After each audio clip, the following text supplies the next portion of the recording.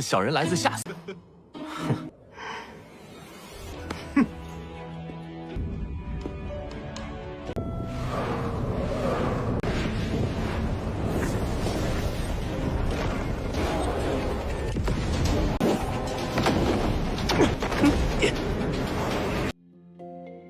Halo semuanya, selamat datang di Ruang Sinema. Bagaimana kabar kalian semua? Semoga selalu sehat dan baik-baik saja.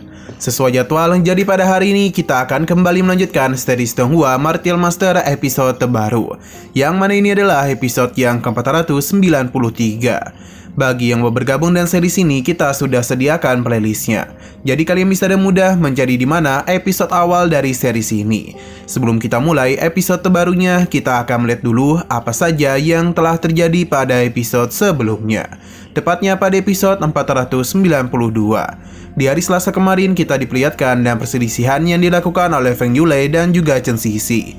Karena bagaimanapun dia itu sangatlah tertarik kepada kecantikan Chen Xixi dan saat ingin menjadikannya sebagai istri. Untung saja di tengah keributan itu, Yan Xiaoyuan berhasil melindungi Chen Xixi dari tangan kotor Feng Yulei. Bahkan dirinya itu sempat memberikan ejekan kepada Feng Yulei yang hanya mengandalkan posisi ayahnya saja sebagai Kaisar Xuan Yuan. Qi Fangpo yang merupakan salah satu utusan penjaga kekaisaran pun sempat bertarung dengan Yan Xiaoshuan. Namun lagi dan lagi, Bibi Yanda mudah menghindari setiap serangan yang ia lancarkan. Berhubung Feng Yulei tidak kunjung berhenti, jadi Qin Chen pun mencoba untuk menyadarkannya. Karena bagaimanapun tindakan Feng Yulei itu sudah sangat keterlaluan. Ia bahkan dibuat bertanya-tanya apakah kekaisaran Xuan Yuan tidak memiliki wanita sampai-sampai Feng Yulei bertindak gila seperti ini.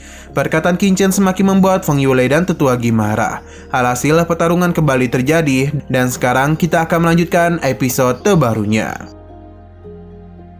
Serangan lanjutan yang Tetua Qi lakukan langsung saja ditahan oleh Tetua Situ. Karena bagaimanapun ia tidak akan membiarkan Qin Chen dan murid-murid yang ia bawa dilukai begitu saja. Tetua Situ pun mencoba menyadarkan Tetua Ge, karena ini bukanlah gilirannya untuk menjadi gila di Pavilion Field-nya. Untuk sementara waktu, Tetua Situ akan meladeni serangan yang Tetua Ge lancarkan. Alhasil, pertarungan pun mulai terjadi di antara mereka.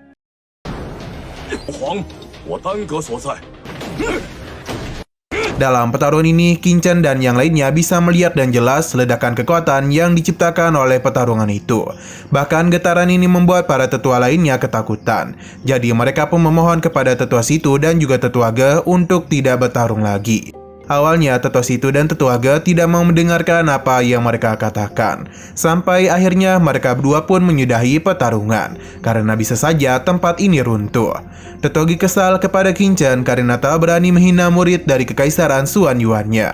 Seharusnya Tetua Situ bisa memberikan ajaran yang baik kepada para muridnya. Tetua Situ pun meminta Qin Chen untuk meminta maaf kepada Feng Yulei. Seketika saja Qin Chen pun berakting terkejut karena baru tahu kalau Feng Yulei adalah pangeran dari kekaisaran Xuan Yuan. Pada akhirnya, Qin Chen pun meminta maaf kepada Feng Yulei karena sudah bersikap tidak sopan di depannya. Karena ia mengira Feng Yulei adalah bocah cabul saja. Namun siapa yang mengira ia adalah sosok yang sangat dihormati di kekaisaran Xuan Yuan. Perkataan Qin Chen membuat Feng Yulei senang. Awalnya Qin Chen mengira Feng Yulei adalah para bajingan yang seringkali ia lihat. Namun ternyata dugaannya salah. Perkataan Qin Chen pun membuat semua orang tertawa. Sepertinya Feng Yulei tidak mengerti kalau pujian tadi merupakan ejekan yang Qin Chen berikan kepadanya. Sampai akhirnya ia pun tersadar karena orang-orang terus mentertawakan dirinya. Untung saja Tetua Ge berhasil menahan amukan dari Feng Yulei, karena ini bukanlah tempat yang cocok untuk bertarung. Lebih baik Feng Yulei itu menghabisi Qin Chen di dalam alam Yukuno. Sepertinya mereka telah terjebak dalam rencana Qin Chen, karena sejak awal inilah yang dirinya inginkan. Setelah semua itu, Feng Yulei pun pergi sambil memberikan tatapan penuh dendam kepada Qin Chen. 小人来自下司，没想到竟和我们那儿的地痞流氓堂堂弟子，居然像。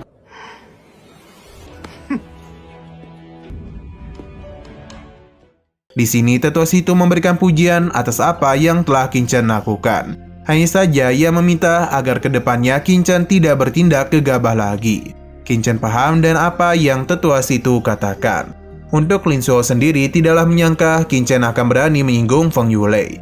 Dia menjamin Qin Chen pasti akan menyesal karena telah berurusan dengan Feng Yulei. Bibi Yan merasa Chen Sisi tidaklah salah menilai Qin Chen karena dia itu sangatlah baik dan bisa diandalkan.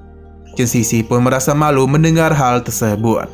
Qin Chen yang melihat sekeliling merasa penasaran mengapa aula penegak hukum tempat di mana Qiansu berada tidak kunjung tiba.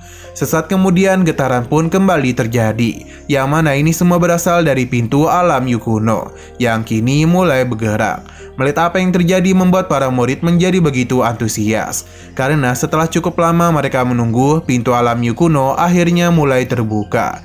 Fluktuasi energi pun mulai muncul. Di tengah formasi itu seakan-akan ada energi mulai masuk, sampai akhirnya sebuah portal pun mulai terbuka. Disusul juga oleh seorang tetua yang kemungkinan adalah penjaga pintu alam Yu kuno. Ia pun mempersilakan para murid untuk masuk ke dalam sana.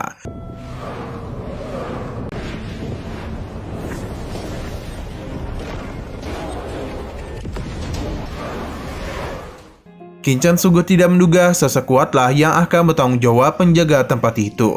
Ketika para murid hendak masuk, mereka pun dikejutkan dengan sosok yang bergerak dengan sangat cepat, yang mana dia itu hendak memasuki alam Yu kuno. Penjaga ini pun berusaha untuk menangkapnya, yang mana sosok ini tentu tidak asing bagi kita. Ia adalah kucing gemoy dari alam rahasia. Tidak mau membiarkan kucing itu masuk, tetua ini dan seluruh kekuatannya berusaha untuk menangkap kucing gemoy. Namun apapun yang dia lakukan, semua itu tidaklah bisa menyentuh kucing gemoy. Malahan dialah yang melancarkan serangan kepada tetua itu. Baginya, sosok Kaisar Wu tidak akan bisa menangkap dirinya. Alhasil, kucing gemoy pun segera masuk ke dalam alam Yu kuno. Sedangkan Qin Chen tidak menduga kucing gemoy akan datang kemari.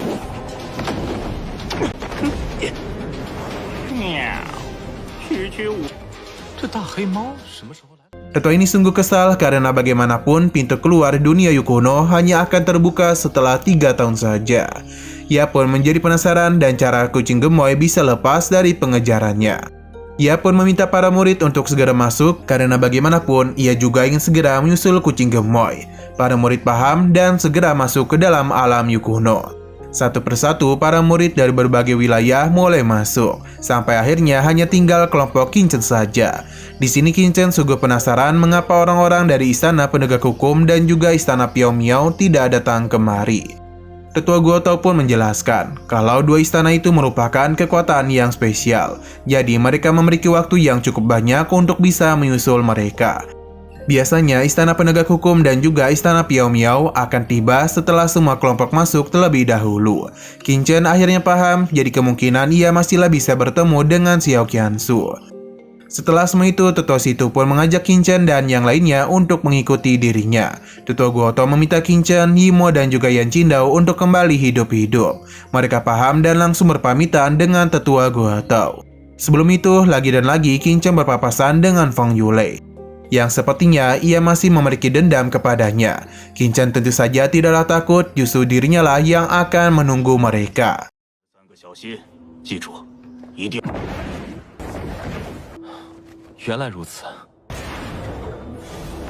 Setelah Qin Chen masuk, pada akhirnya kita pun diperlihatkan dengan dua kapal besar lainnya yang juga ikut menyusul.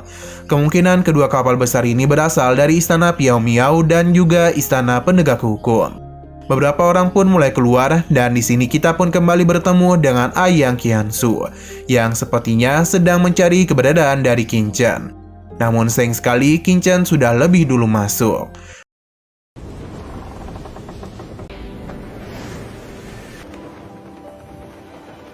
Nah, sayang sekali lagi seru-serunya episodenya ini malah bersambung.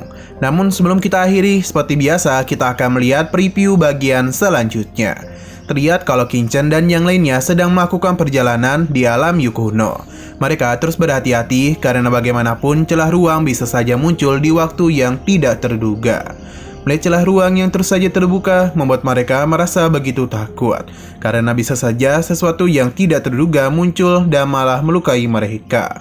Untuk Qin Chen sendiri hanya santuy-santuy saja, sampai akhirnya ia pun tidak sengaja menginjak sebuah pedang, yang seketika saja membuat semua orang terkejut dengan bunyi itu. Padahal Qin Chen hanya menginjak sebuah pedang saja. Yan Qingdao yang melihat hal tersebut berencana untuk mengambilnya.